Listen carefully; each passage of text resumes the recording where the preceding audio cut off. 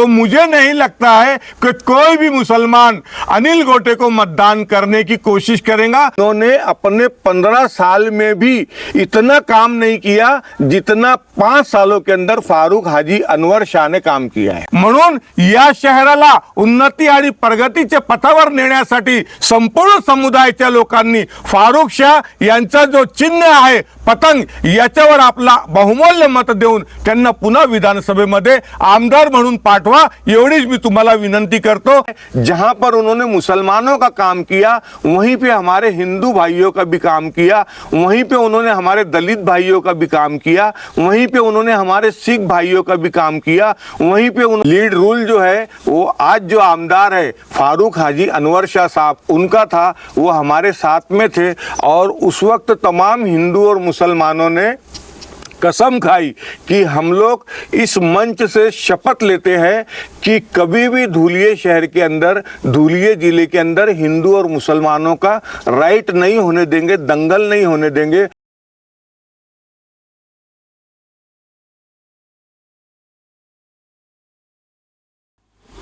Hello दोस्तों, स्वागत है आपका हमारे इस चैनल में। धुले शहर की सियासत को समझने के लिए हम लोग काफ़ी समय से यहाँ पर घूम रहे हैं, अलग अलग लोगों से बात कर रहे हैं। अब वो लोग जो सियासत को सही तरीके से समझते हैं, सियासी शऊर रखते हैं, उन लोगों से उनके ख्यालात आपके सामने लाने की एक और कोशिश। अभी हमारे साथ बहुत ही ख़ास मेहमान जो जुड़े हुए हैं, अब्दुल सत्तार शाह साहब हैं। सर, सबसे पहले तो स्वागत है आपका। और इसी सवाल के साथ शुरू करूँगा कि इतने समय से आप राजनीति से जुड़े हुए हैं, अगर मैं गलत नहीं तो शायद 24 साल की उम्र में आप पहली मरतबा कॉर्पोरेटर बने, 25 साल की उम्र में। तो जब इतने सालों से आप सियासत को देख चुके हैं, तो पहले में और अब में धुले शहर की सियासत में क्या कुछ तब्दीली आई है आपके मुताबिक? देखिए, हमारा जो धुलिया शहर है जी, मैं ऐसा मानता हूँ कि ये पूरे भारतवर्ष के अंदर सबसे बेहतरीन शहर है, इसलिए कि हमारे यहाँ पर हिंदू और मुसलमानों का बहुत ज़बरदस्त इत्तेहाद और एकता रही है। हमारे यहाँ पर 1962 के अंदर राइट हुआ था जी, 92 के अंदर भी हमारा धुलिया शहर अमन व अमान का और शांति का गहवारा बना हुआ था। 1992 के अंदर जब बाबरी मस्जिद की घटना हुई थी तो पूरे भारतवर्ष के अंदर हालात पेश आए थे, लेकिन 1992 में भी हमारे धुलिया शहर के अंदर हिंदू और मुसलमानों का राइट नहीं हुआ था। हमारा धुलिया शहर बहुत ज़्यादा अमन व अमान और शांतता प्रिय शहर है, लेकिन 2008 में किसी कारण से हमारे यहाँ पर फसाद हुआ, फिर 2011 के अंदर फसाद हुआ, फिर 2013 के अंदर फसाद हुआ। लेकिन 2013 के अंदर धुलिया शहर के तमाम हिंदू और मुसलमान इकट्ठा आए।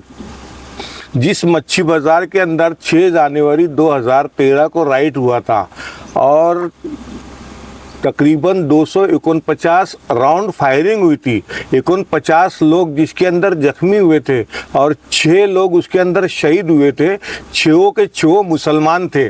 तो उस वक्त तमाम समाज के लोग, हिंदू, मुसलमान, सिख, ईसाई, बाबा साहेब आम्बेडकर के अनुयायी सब इकट्ठा आए, जिसके अंदर धुलिया शहर के आमदार जनाब फारुख हाजी अनवर शाह साहब थे, एनडी सूर्यवंशी साहब थे, एमजी ध्युरे जी भाऊ साहब थे, एडवोकेट राहुल वाग थे, अपने प्रोफेसर अनिल दामोदर थे, मैं अब्दुल सत्तार शाह और जनाब फारूक शाह साहब जो अभी आमदार है, ये सब लोग इकट्ठा आए। और 6 जनवरी 2013 को जिस मच्छी बाज़ार के अंदर फसाद हुआ था, दंगल हुई थी, राइट हुई थी और जहाँ पर यानी 6 लोग शहीद हुए थे, 249 राउंड फायरिंग हुई थी, 49 लोग जख्मी हुए थे। तो 6 जनवरी के बाद में सिर्फ 20 दिन के बाद में ये तमाम लोगों ने, हिंदू, मुसलमान, सिख, ईसाई, बाबा साहेब के अनुयायी तमाम लोगों ने 20 दिन के बाद में उसी मच्छी बाज़ार के अंदर झंडे वंदन का कार्यक्रम किया। हमारे भारतवर्ष का जो तिरंगा है वो वहाँ पर 26 जनवरी 2013 को लहराया। एनडी नाना सूर्यवंशी जो बहुत बड़े वकील थे, एमजी ध्युरे जी भाऊ जो बहुत बड़े नेता थे हमारे यहाँ के, अब्दुल सलाम मास्टर डॉक्टर साहब थे, साबिर सेठ साहब थे, ये सब लोग जो है वहाँ पर इकट्ठा आए और तमाम हिंदू और मुसलमानों ने कसम खाई, जिसके अंदर लीड रूल जो है वो आज जो आमदार है फारूक हाजी अनवर शाह साहब उनका था, वो हमारे साथ में थे। और उस वक्त तमाम हिंदू और मुसलमानों ने कसम खाई कि हम लोग इस मंच से शपथ लेते हैं कि कभी भी धुलिया शहर के अंदर, धुलिया जिले के अंदर हिंदू और मुसलमानों का राइट नहीं होने देंगे, दंगल नहीं होने देंगे। और आपके हमारे मालिक के रहम करम से तमाम हिंदू और मुसलमानों के पालनहार की कृपा से 2013 से लेकर के अभी 2024 आ गया है, अभी तक के पूरी तरीके से 11 साल से धुलिया शहर के अंदर अमन व अमान, शांति बरकरार है।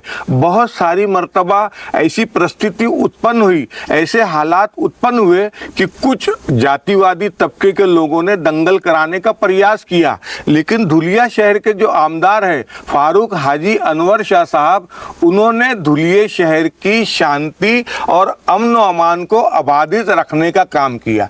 उसका कारण ये है कि जब आमदार साहब चुनकर के आए 2019 के अंदर, तो उन्होंने पत्रकार परिषद लिया, प्रेस कॉन्फ्रेंस लिया, और उस प्रेस कॉन्फ्रेंस के अंदर उन्होंने तमाम सहाफियों से, तमाम पत्रकारों से कहा कि पत्रकार बांधवांनो, मी फक्त मुस्लिमांचा आमदार नाही आहे, मी मुस्लिमांचा आमदार आहे, मी हिंदूंचा आमदार आहे, मी सिखांचा आमदार आहे, मी दलितांचा आमदार आहे, मी आदिवासींचा आमदार आहे, मी जैन समुदायाचा आमदार आहे, मी डॉक्टर बाबासाहेब आंबेडकरांचे जे अनुयायी आहे त्या लोकांचा आमदार आहे, आणि मी संपूर्ण समुदायाच्या लोकांना सोबत घेऊन धुळे शहराचा विकास करणार आहे।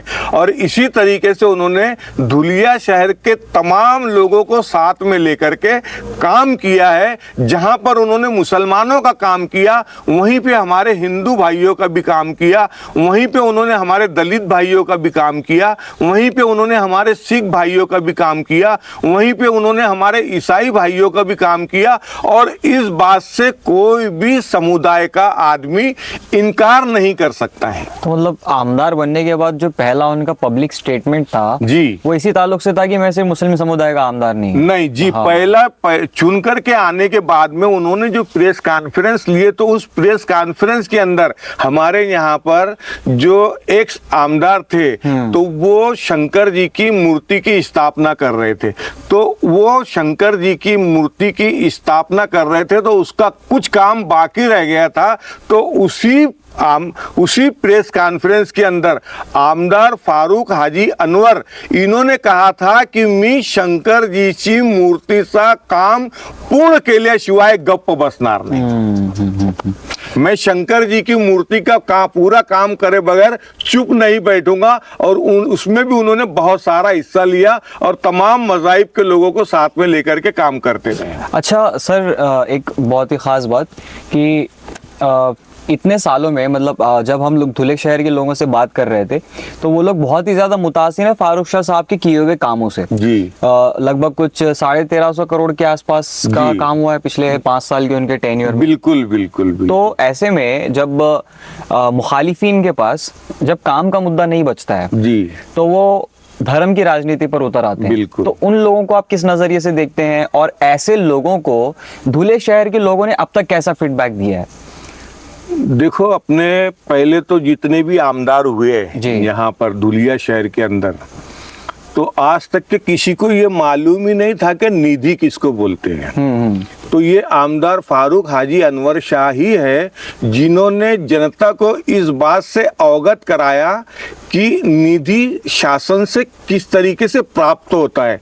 आमदार महोदय जो है हफ्ते में 3 दिन बम्बई रहते थे, और जो भी निधि सरकार की तरफ से शासन के द्वारा उनको प्राप्त होता था, तो बम्बई से ही पत्रकार मंडली को, पत्रकार लोगों को मालूमात दे दी जाती थी कि इतना इतना निधि धुलिया शहर के लिए सरकार की तरफ से प्राप्त हुआ है। अभी हमारे यहाँ पर जो उम्मीदवार है अनिल उमराव गोटे, जो उद्धव बाला साहेब ठाकरे की शिवसेना से इलेक्शन लड़ रहे हैं। तो इन्होंने कभी भी कितना निधि लाया आज तक के किसी को भी मालूम नहीं है। ये 3 मर्तबा आमदार बोल करके चुन करके आए। सबसे पहले ये 1999 में चुन करके आए, फिर उसके बाद में 2009 के अंदर चुन करके आए, फिर 2014 के अंदर चुन करके आए। ये 3 मर्तबा आमदार बने अनिल उमराव गोटे साहब, लेकिन इन्होंने अपने 15 साल में भी इतना काम नहीं किया जितना 5 सालों के अंदर फारूक हाजी अनवर शाह ने काम किया है। जी सर, आखिरी सवाल। अब जितने भी चुनावी माहौल में अभी रैलियां हो रही हैं या फिर कैंपेनिंग के जो भी हिस्से रहे हैं, उसमें आपने अवाम का जो भी तासुरात अब तक मिले हैं उसके मुताबिक क्या अभी माहौल अभी चल रहा है धुले में? और फारूक शाह साहब के ताल्लुक से कोई एक पैगाम जो आप धुले की सारी आवाम को देना चाहें अभी?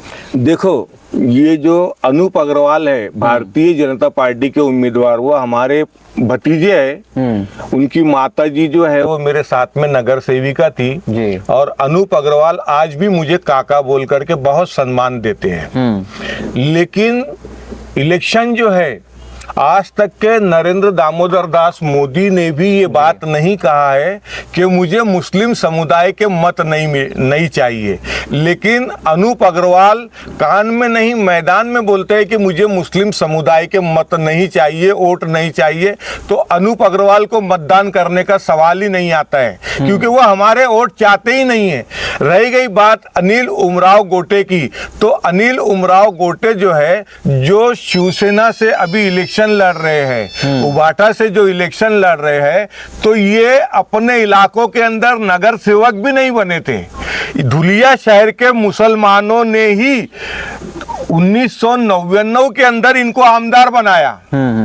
आमदार बनाया, 2009 में आमदार बनाया, 2014 में आमदार बनाया, और ये आमदार बनने के बाद में विधान भवन में जाकर के ये बोलते हैं कि इस देश में अगर रहना है तो तुमको वंदे मातरम कहना पड़ेगा। अब बताइए, हम इस देश के अंदर हिंदुस्तान जिंदाबाद, सारे जहां से अच्छा हिंदुस्तान हमारा, ये हमेशा कहते हैं, और हम हमेशा ये बात बोलते हैं कि हम मरेंगे तो यहीं दफन किए जाएंगे, हमारी मिट्टी भी पाकिस्तान नहीं जाने वाली। लेकिन विधान भवन के अंदर खड़े रह करके अनिल गोटे मुसलमानों को ये कहते हैं कि अगर आपको इस देश में रहना है तो तुमको वंदे मातरम कहना पड़ेगा। अब बताइए, हम वंदे मातरम जो हमसे बुलवाना चाहता है उसको कैसे मतदान करेंगे? अनिल गोटे विधान भवन के अंदर, विधानसभा के अंदर खड़े होकर के ये बोलते हैं कि तुमको वंदे मातरम कहना पड़ेगा वरना तुम्हारे देश पाकिस्तान चले जाओ। यूट्यूब के अंदर ये तमाम रील मौजूद है, तमाम वीडियो मौजूद है, आप यूट्यूब निकालिए और उसमें देख लीजिए कि अनिल गोटे ने मुसलमानों को कहा था कि इस देश में अगर रहना है तो वंदे मातरम कहना पड़ेगा। तो मुझे नहीं लगता है कि कोई भी मुसलमान अनिल गोटे को मतदान करने की कोशिश करेगा, क्योंकि कल अगर ये चुन करके आ गया, ये अनिल गोटे जो है, अनिल उमराव गोटे, ये गिरगिटांग की तरह रंग बदलने वाला आदमी है। अगर इसको फिर से सत्ता प्राप्त हो गई तो आज जो मुस्लिम कार्यकर्ता इस बंदे के साथ में चल रहे, मैं खुद अनिल गोटे साहब के साथ में रहा हूं। अनिल गोटे साहब ने जब खासदार का इलेक्शन यवतमाल से लड़ा था तो मैं इनके प्रचार के लिए यवतमाल मेरे अपने खर्चे से गया था। लेकिन ये अनिल गोटे जब भी चुन करके आता है तो हमेशा गिरगिटांग की तरह रंग बदल लेता है, पहचानने के लिए भी तैयार नहीं होता है। और फारूक हाजी अनवर शाह ने तमाम धर्मों के लोगों को, तमाम मज़ाहिब के लोगों को साथ में लेकर के काम किया है। इसलिए भारतीय जनता पार्टी और अजीत पवार, फारूक शाह के वोट डिवाइड होना चाहिए, कटने चाहिए, इसलिए उन लोगों ने इरशाद जागीरदार को खड़ा किया है।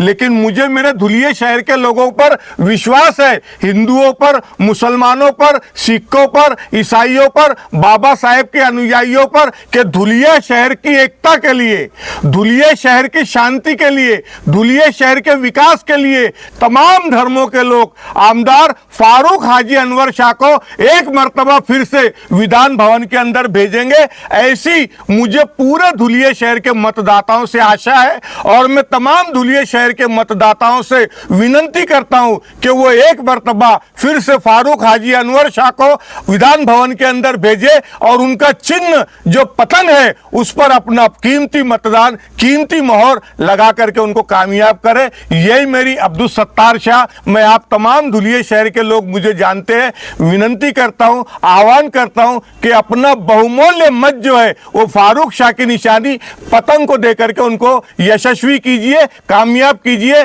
माझ्या देश बांधवांनो, आपल्याला धुळे शहर जो आहे तो शांततामय ठेवायचा आहे, तो दंगल मुक्त ठेवायचा आहे। म्हणून या शहराला उन्नती आणि प्रगतीच्या पथावर नेण्यासाठी संपूर्ण समुदायाच्या लोकांनी फारूक शाह यांचा जो चिन्ह आहे पतंग, याच्यावर आपला बहुमूल्य मत देऊन त्यांना पुन्हा विधानसभेमध्ये आमदार म्हणून पाठवा, एवढीच मी तुम्हाला विनंती करतो। अस्सलाम वालेकुम, नमस्कार, जय महाराष्ट्र, जय भीम।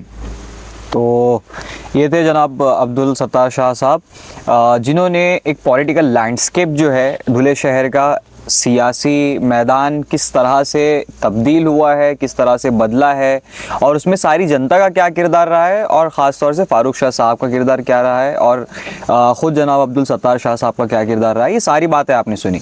इस पर आपके क्या विचार है नीचे कमेंट सेक्शन में कमेंट करके हमें ज़रूर बताइए और चैनल को फॉलो और सब्सक्राइब कर लीजिए और ऐसी खबरों के लिए बने रहिए हमारे चैनल के साथ।